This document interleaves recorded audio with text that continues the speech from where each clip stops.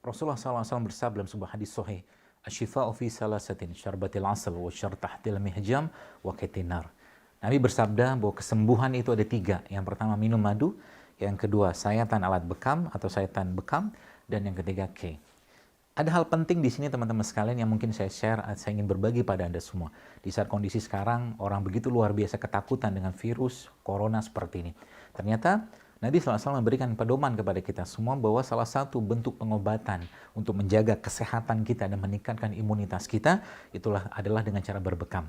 Bahkan hadis yang sahih yang ada pada kitab Bukhari dan Muslim. Teman-teman sekalian, kalau kita bicara bekam sebagai salah satu bentuk meningkatkan imunitas kita, itu Masya Allah, tabarakallahnya adalah bahwa ternyata ada penelitian-penelitian yang banyak sekali saat ini beredar, dan beberapa teman-teman saya pun, sahabat-sahabat saya pun, itu ternyata meneliti, ternyata bekam mampu meningkatkan respon imunitas spesifik dan non-spesifik pada tubuh kita. Jadi dengan berbekam yang rutin seseorang setiap bulan sesuai dengan petunjuk Nabi SAW, yaitu pada tanggal 17 atau 19 atau 21 di setiap bulan Islamnya, maka itu ternyata memberi efek yang sangat luar biasa ke badan kita.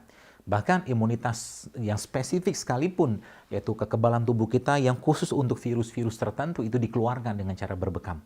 Mudah-mudahan kita semakin cinta dengan sunnah hijamah ini atau sunnah bekam ini yang sebenarnya secara saintifik itu mungkin kita perlu baca, tapi secara keimanan kita sudah sangat yakin. Kenapa? Karena banyak orang yang belum tahu ketika Nabi SAW di Isra Mi'rajkan oleh Allah Subhanahu wa taala, itu ternyata para malaikat-malaikat yang berkumpul di Sidratul Muntaha tersebut berpesan kepada Muhammad SAW. Mereka berpesan apa? Ya Muhammad, perintahkanlah umatmu untuk berbekam.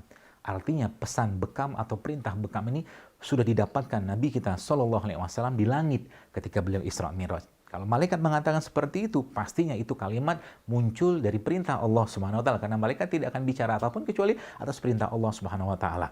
Maka mudah-mudahan hijamah atau bekam ini menjadi solusi di saat sekarang ini, di mana kita tahu bahwa virus corona melanda di berbagai tempat, orang sibuk membeli hand sanitizer, tidak apa-apa, itu sebagian dari ikhtiar, tapi kita perlu juga lakukan ikhtiar langit atau solusi langit yang diajarkan oleh baginda Nabi SAW, yaitu berbekam atau hijamah, yang Nabi bahkan menyebutkan berbekam pada tanggal 17 atau 19 atau 21 setiap bulan Islam ya, itu ternyata menyembuhkan penyakit.